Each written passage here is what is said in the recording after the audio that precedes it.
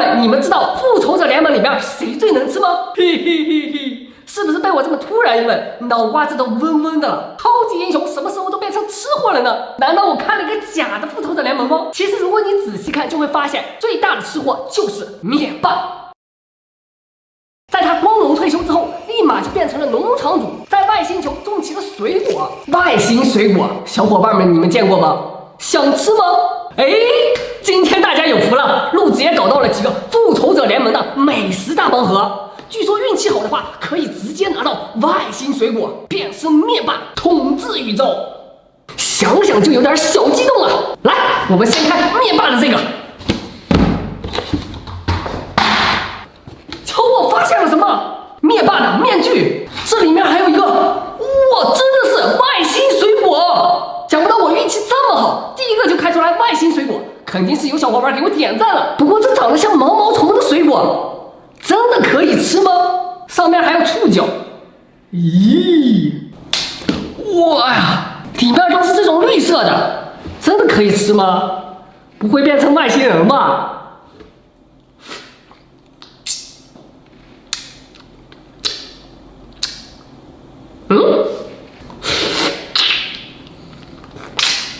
不甜也不酸，感觉没什么味儿啊，就像果冻一样。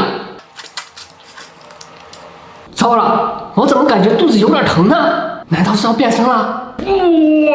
我要变成灭霸！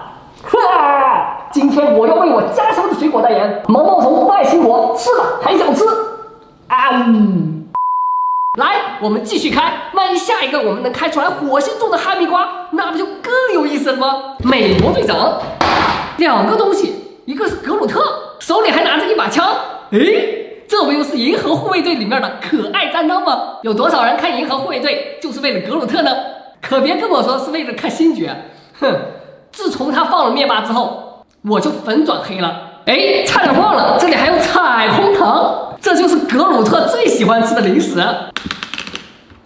嘿，一颗红色的。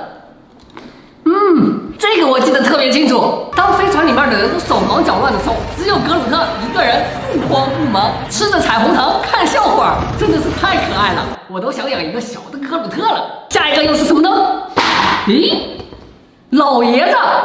还有一个冰激凌，李老爷子绝对是复联里面最强大的人，戴着无线手套，一副大墨镜，绝对是里面的大佬啊！这个冰激凌应该就是蚁人最喜欢吃的零食了。之前蚁人还在冰激凌店打过工，来，我也尝一下。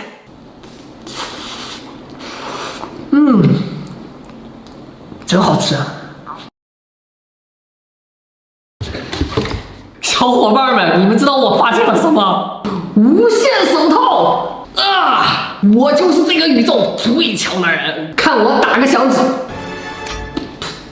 哎，怎么没有反应啊？5颗宝石都在呀，这是哪里出了问题啊？这里面还有2个东西呢，甜甜圈，还有汉堡，让钢铁侠念念不忘的芝士汉堡。还有甜甜圈，我记得他有一次在超大的甜甜圈里面吃着甜甜圈，哎，怎么听起来有点像绕口令？不过那个芝士真的是太享受了吧！吃个粉色的吧。